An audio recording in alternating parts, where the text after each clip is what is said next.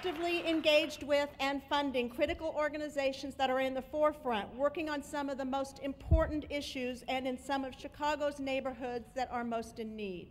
Issues like maternal mortality. Did you know that from 2000 to 2004, there was only one recorded Caucasian pregnancy-related death in the city of Chicago, as opposed to 27 African-American pregnancy-related deaths? African Americans accounted for nearly 3/4 of all maternal deaths, even though they only represented roughly 1/3 of all births. We are the individuals and the organizations working in the neighborhoods and in Springfield to change these statistics, to create healthy communities for all women and babies.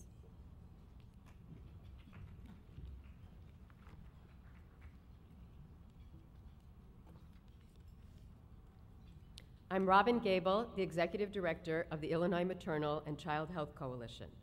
For more than 20 years, we have been a leading statewide advocate for policies that support the health and well-being of women, children, and families. Chicago Foundation for Women has supported our work since 1990. The foundation has been an important partner in our statewide campaign to save our babies and mothers, because the racial divide seen in infant and maternal mortality infant and maternal mortality rate is not just shameful, but it is dangerous, and it is happening right here in Illinois.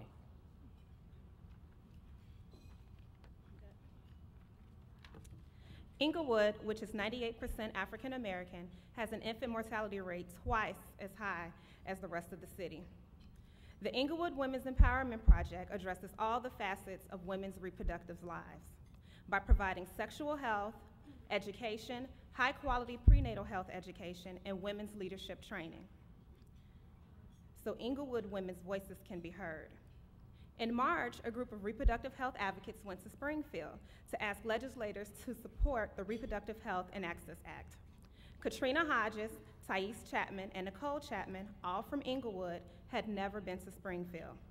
They were very nervous at the idea of talking to people that were in charge. I reminded them that as residents and taxpayers, they are the boss of the elected officials.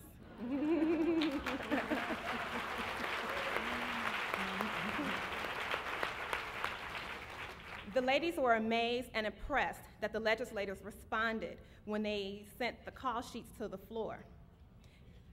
Eventually, the women garnered the courage to speak not to one, but 8 legislators about the bill, and they persuaded Representative Esther Golar to become a co-sponsor.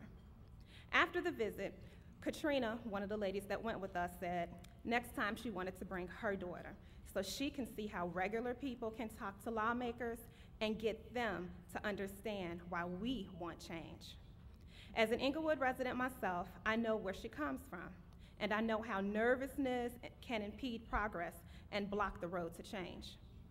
Change can seem impossible, but hope springs eternal. Our work is ambitious, but it's possible. I know once women are given knowledge and a chance to speak truth to power, the world can change. We are Chicago Foundation for Women.